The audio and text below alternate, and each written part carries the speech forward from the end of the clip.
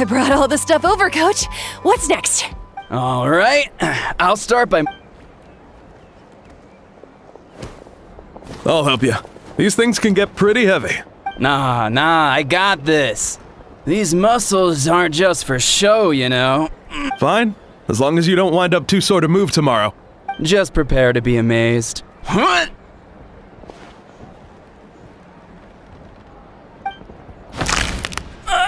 My back. I knew I should have trained harder. Ian-san! We were just about to ask you the same thing. We didn't expect to run into you in these parts. What? There's nothing wrong about Paimon's current meal plan.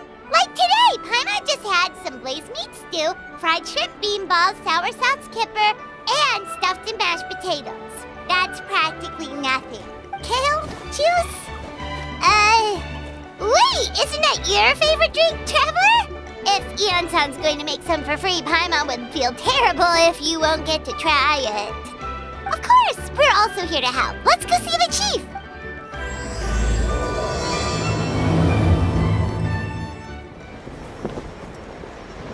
You're here, Ian-san. And you must be the Traveler in Paimon. I've heard a lot about you. I'm sure we'll have a much better time now with your help. So cold. Duarte, are you there? I'm drowning, and there's something in the water. He's on the ground, but it almost looks like he's trying to swim.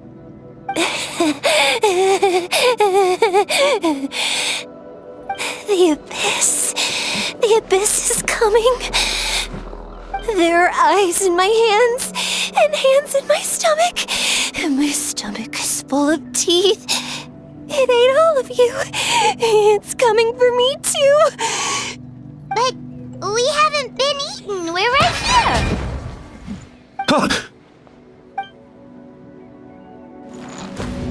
Monstrous beasts! How did you get in here? As you can see, their mental state is quite poor. They went missing after the battle. We found them in the wilderness in the days that followed, but the damage had already been done. We found them unconscious in areas corrupted by abyssal tumors, lying next to their deceased comrades. My only guess is that something terrible must have happened during the battle. According to the chief of the Masters of the Nightwind, sudden exposure to a large amount of abyssal power can have mental as well as physical repercussions. We've never seen the effects this heightened before, but maybe Gasoithoth was just too powerful. Gasoithoth? What's that? It's the abyssal monster that appeared in the sky not too long ago.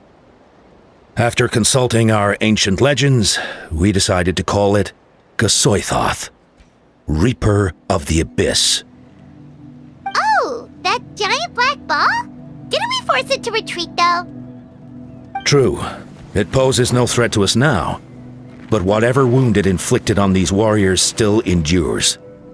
We scoured all sorts of records for a solution, but nothing came of it. There was some mention of a treatment from several hundred years ago, but that knowledge is long gone.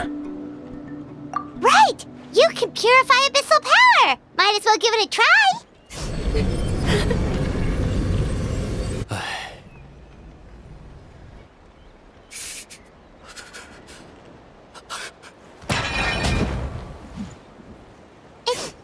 It didn't work? That must mean purifying the abyssal power within them still isn't enough. In any case, thank you for trying.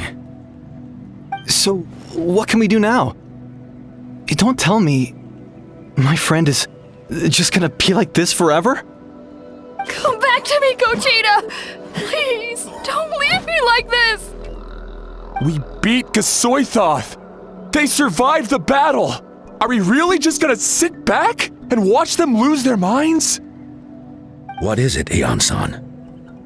But, Are you sure about this? So dark, so cold. I want to go home. Light underwater. Where is it coming from?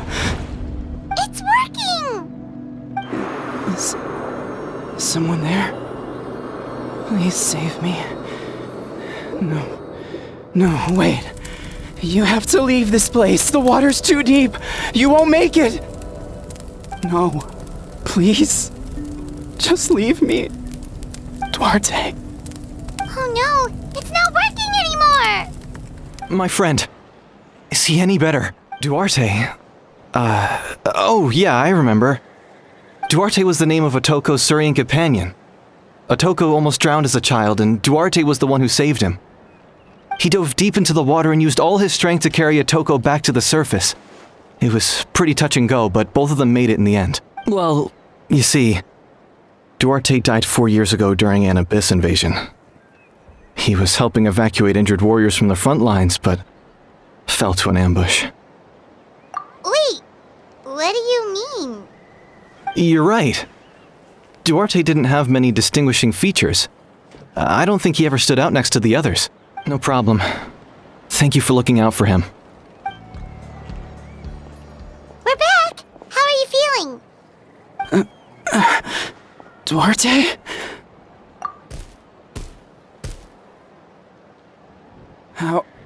How did you get here? Are you here to save me? It's working! You're gonna carry me out of here just like last time.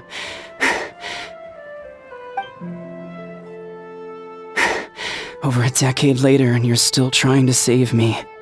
I can't believe you made it this deep underwater, but I'm so glad you found me. Once we're out of here, let's split a huge portion of blazed meat stew, just like old times. I owe you for this. We're almost at the surface. People tried to tell me you were dead, you know. As if I'd let that happen. I promised to protect you. There's no way. No.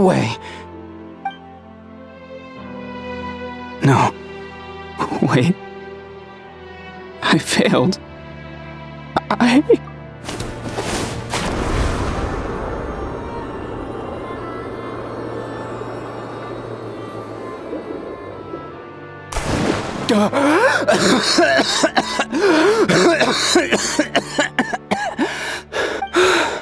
Duarte? Wait. You're not Duarte. How did I get here? Who are you people? Otoko! He's Kaylee. What's going on? All I remember is the battle against the Abyss, and then I was drowning. And a Saurian that looked like Duarte saved me. How did I get here? You went through all that for me? While all I did was cause trouble for everyone? I'm so sorry. Thank you. I appreciate that. It's coming for me. It's gonna eat me. It's no use. It'll just come back. Nothing can stop it. Nothing can stop the Abyss. It will devour everyone. One day, we'll all be reunited in the pit of its stomach. Maybe it's just Paimon, but she seems to be in even worse shape than Otoko. She can talk to us, but nothing she says makes any sense. She also seems really afraid. Ion-san, I heard you cured Otoko? I'm so relieved. Is there anything I can do to help? If you need extra hands, I can... I think you're onto something. The mental distress does seem to be connected to pre-existing fears and anxieties. Kochita doesn't like it when people talk about her past. But the situation is urgent. So, I guess I'll be the bad guy. Ion-san, do you believe there are people in this world destined for battle? Then, what about people destined to be unfit for battle? When Kochita was little, her parents died fighting the Abyss. She was only 11 or 12 at the time, and her brother, even younger still. The two saw their parents collapse in a pool of blood as flames roared and spread all around them.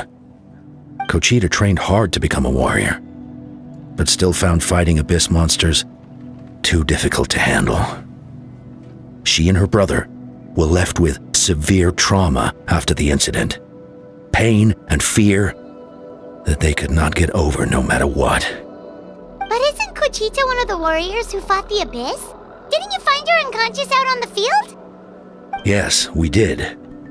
You see, something changed within her several years ago when the Abyss attacked our tribe and broke into her home. By the time the guards rushed to the scene, they found her standing there, weapon outstretched, hands trembling. Her brother huddling behind her for safety, and the Abyss monster dead at her feet. She didn't even look at it, and just kept repeating the same thing over and over. You're the only family I have left. I won't let anything happen to you. She became a completely different person after that.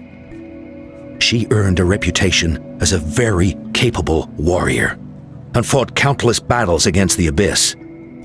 We all thought she overcame the trauma, and we were so happy for her. But now it seems like even if she buried it deep within herself, the fear still never left her. Quali, what are you doing with that weapon? Show me the monster that hurt you! I'll make it pay! I'm going to protect you this time! Calm down, Quali. That monster is already... I can do it! I don't care what it takes! I just want her to get better. She's the only family I have left. Family? If Quali goes to battle, the Abyss will devour him. I can't let that happen. I have to do something. But it's useless. No one can beat the Abyss. It's a death sentence. Just like what happened to Mom and Dad. But I'm no warrior. I'm just a coward. Still, I have to protect Quali. What should I do? Kuchita. Fight it. One more time? Try checking the mountains to the north. A few fled in that direction after the battle. I dispatched a team to clear them out, so most of them should be gone. But there might still be a few stragglers. There's no turning back. I have to face it, even if it will devour me whole. I'm coming too! I'm not letting my sister face this alone! Not anymore!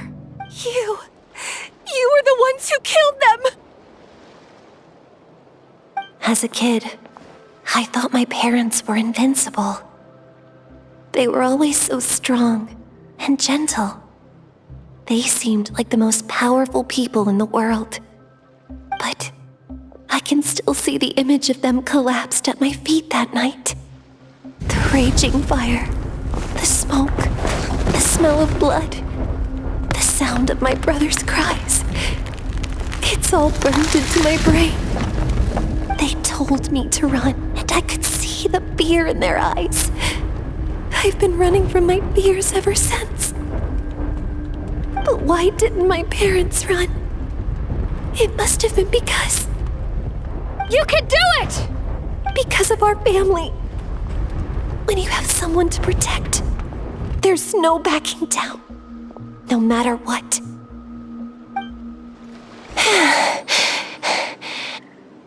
Where are the rest? Where are they hiding? That's impossible. They were gigantic beasts crawling with eyes, ready to devour everything in sight. No. Wait. What am I saying? Abyss monsters are not actually that scary. I've defeated them before. I know I have. She's back to normal! Kuchita! What just happened? That is quite embarrassing. Sorry about that. I've always envied warriors who don't get scared or feel lost. It really felt like I was getting stronger over the years. But in the end, maybe I never made any progress at all. Even though we're both scared of monsters, you were always the one who stepped up to protect me. But not anymore. I'm going to get stronger. From now on, we're in this together. Is that so? Then I'll look forward to the day when you'll be all big and formidable. I finally feel like myself again. I couldn't have done it without you all. Thank you for everything.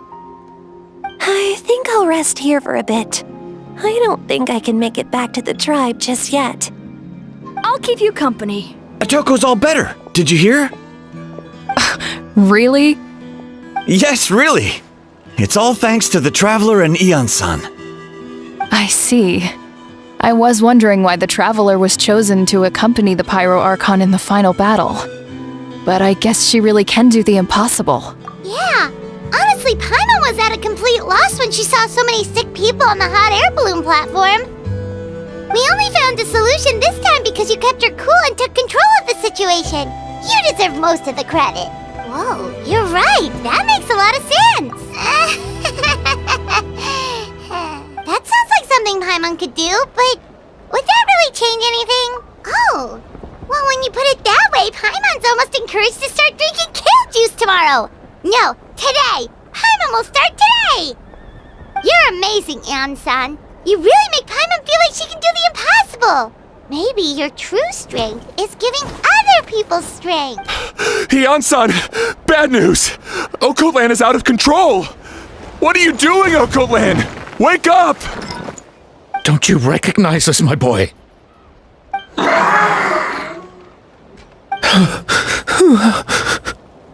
The Abyss monsters are everywhere. Everywhere.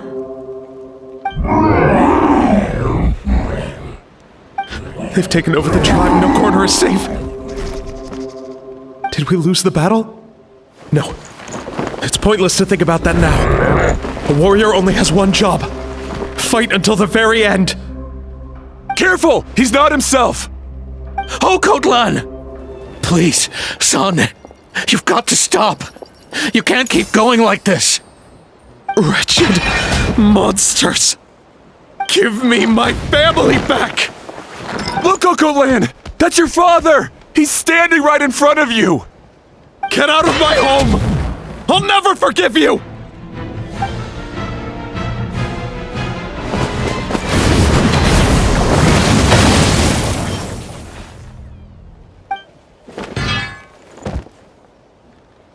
Are you alright, sir? I'm fine. Please, don't hurt my son. He's just trying to protect his home. But what should we do now? He's different from the other two. It's like he can't hear us at all. He keeps calling us monsters. We're basically enemies to him now. Oh, Kotlan. Abyssal corrosion syndrome. 500 years later, and it's resurfaced again. Huh? That voice! It's...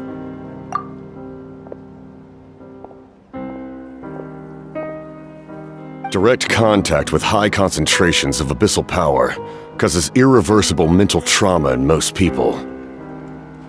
The exact presentation will vary according to trauma level. Some will suffer from superficial hallucinations and maintain the capacity to perceive the outside world. In such cases, verbal and physical interaction can be used to break through the hallucination. However, there are also those who are so far gone, entrenched in hallucinations so deep, that medical intervention is the only option. That's why we developed the Drought of Lucidity. The Draft of Lucidity? It's a kind of medicine that can dispel the psychological impact of the abyss. The treatment comes with severe side effects, including chronic migraines for the rest of the patient's life, so it's reserved for the worst cases. This man is a devoted warrior, one not easily swayed from battle. That is precisely why it's so difficult to pull him out of this hallucination. If you trust me to be true to my word, give him this. Wretched monsters! Setting up an ambush! Give me your worst! It's either your end or mine! Hurry! He's awake! Please, give him the draft. My son thinks he's alone in this world. In his mind, all his family and comrades are gone, and only enemies remain. There's nothing more painful for a warrior than losing everything you fought so hard to protect. monsters!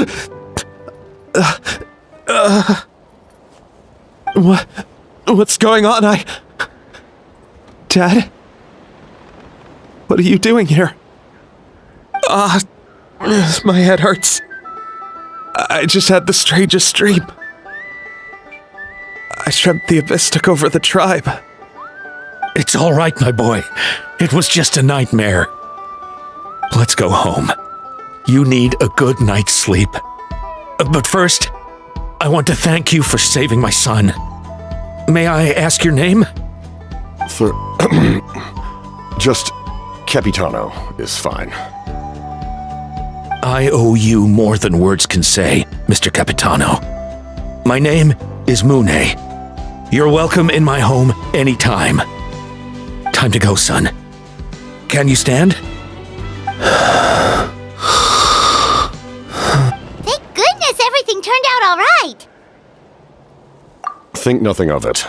I agreed to offer you my aid, so this is merely a part of that duty. Besides, I care deeply about this land. Right! When we were with Moika, you told us you and your soldiers defended Natlan against the Abyss 500 years ago. That's right.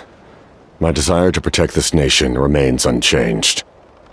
When my platoon arrived in Natlan 500 years ago, like you, we were true outlanders. But as time passed, I encountered the people of this land and witnessed their desperate struggle against the Abyss.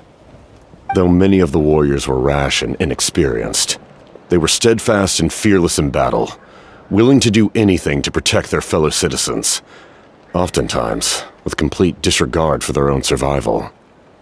Just as I fought for the glory of Conria, they fought for the survival of their nation. We happened to share a common enemy, so I decided to offer my aid. We fought side by side to the very end. I traveled to many places after that, but I never forgot this land. Even now, my work in Natlan remains unfinished. It may seem difficult to understand, but the reason is really quite simple. That name carries with it the glory of my homeland and the honor of Natlan. Yet, I failed to bring my soldiers home. And I failed to help Natlan defeat the Abyss. But that's not your fault. The Abyss is way stronger than any of us imagined. You need not comfort me. I am no longer who I once was. Let the events of the past continue to collect dust in the annals of history. I will continue to help Natlan in my own way. Like, with the draft of lucidity? Who knew you could make medicine? Were you a doctor before? The drought was Guthred's invention. He was a respected military doctor, as well as my trusted second-in-command. We faced a similar situation to what you witnessed today. The endless battles against the Abyss triggered delusions among the soldiers, to the point where some attempted to kill each other. In order to develop a treatment as fast as possible, Guthred used himself as a test subject. He passed away shortly after the drought was complete. That's who he was, unrelenting in his pursuits. No matter the cost, no matter the sacrifice. In the end, he even gave himself up for a chance at success. I'm sure he would be pleased his creation aids people even now. The Abyss has wrought enough suffering on this land. I sincerely hope this war will end soon. Stop worrying about other people's survival, about their losses and sacrifices. You just need to win. That must be why I've returned. For this moment. Please finish what you set out to do, Commander. You're more perceptive than I imagined. However, some things are better kept secret for now. We may be working together, but our goals are not entirely aligned. What's with the secrets all of a sudden? I'm starting to think we should be more careful around you. I do not mean to jeopardize the trust between us. I simply prefer to keep this to myself, because it's a personal matter. All I can tell you is this. Natlan may have survived the worst of the crisis, but the souls of this land are still not at peace. And that is why my work is not yet done. Well, if it's personal, then we'll just have to trust you. If you have other questions, I'm willing to answer them. Wait, like anything? Paimon wants to know how you eat with the mask. Anything you want to ask, Traveler? Natlan must pay the price for Mawika's use of the Ruler of Death's power. That price is death. And only Mawika's death can clear the debt. Even now that the war's over and the threat to Natlan is gone, it looks like that death is still set in stone. In the garden cultivated by the gods, flowers and weeds grow side by side. When the weeds compete for nutrients in the soil, the gardener intervenes to inhibit their growth. I'm not one to pass judgment based on my own standard of right and wrong. But it is an undeniable fact that she is responsible for my suffering, as well as that of my people. If that explanation is too difficult to understand, allow me to show you exactly what I mean.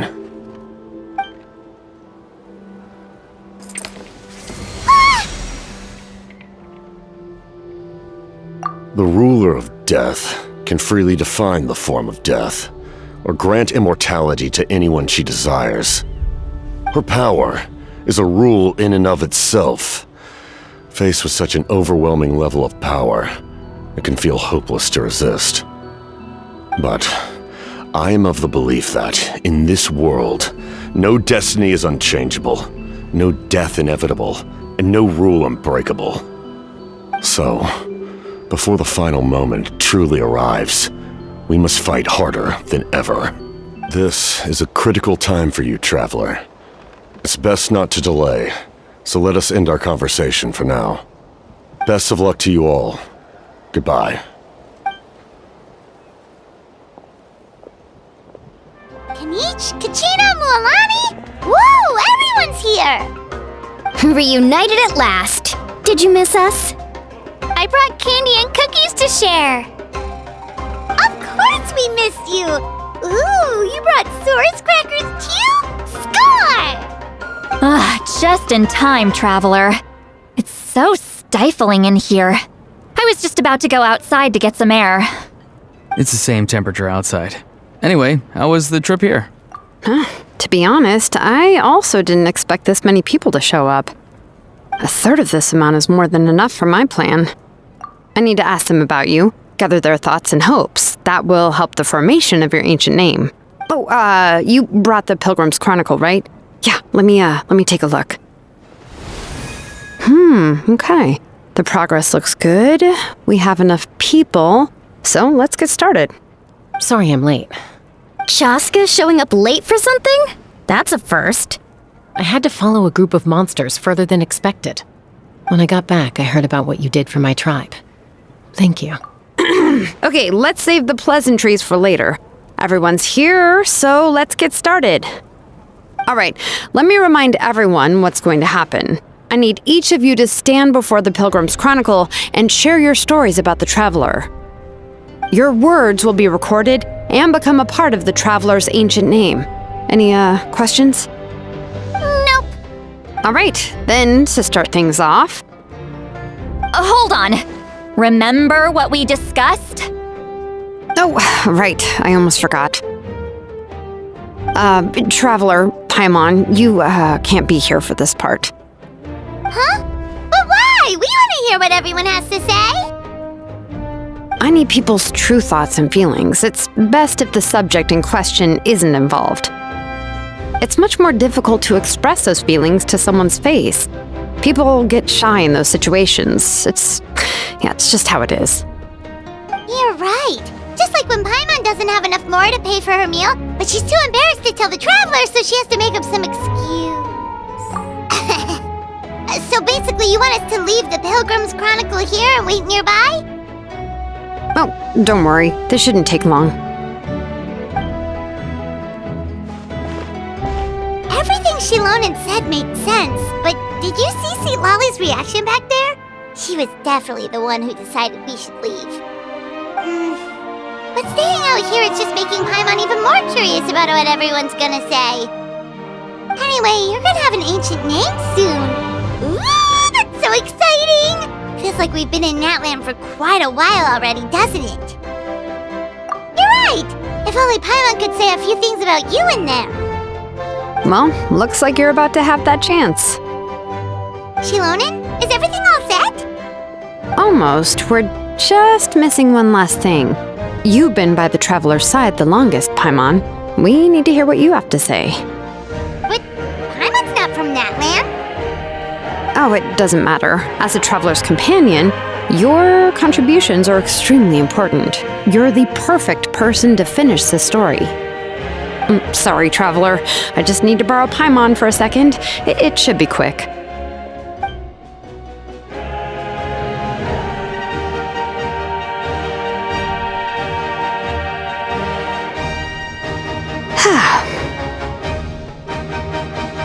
Paimon gave us a lot, and I mean a lot of information. I'm not even sure the Lord of the Night managed to get all of it. Well, we've been to 6 nations already. Here, you can have the Pilgrim's Chronicle back. I'll need it when I forge the name, but you can continue your adventures in the meantime. And when the time comes, I will forge you an ancient name unlike anything that's come before, so that you, Moeka, and Natlan as a whole can finally put an end to this endless war.